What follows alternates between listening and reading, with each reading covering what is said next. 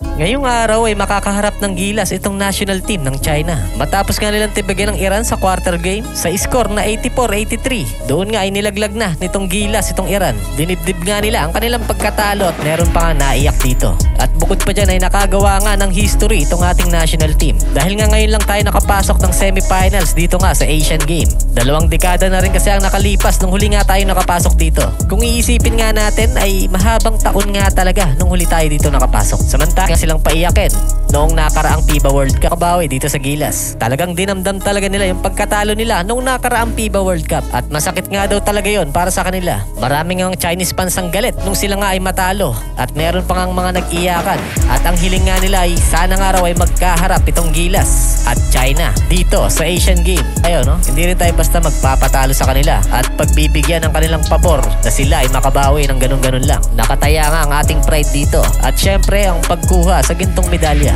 At ayon nga sa kanilang Serbian coach ngayon na nanglait nga sa atin dati noong nakaraang FIBA World Cup, maganda na raw ang nilalaro nitong China.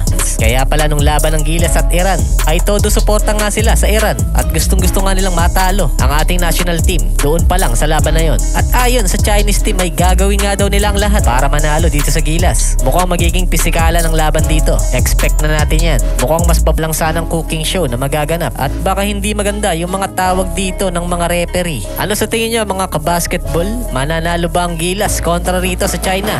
O muli ay paiiyakin ulit ng Gilas itong basketball national team ng China? Mag-comment lang ng iyong komento at babasahin natin yan at pag-uusapan.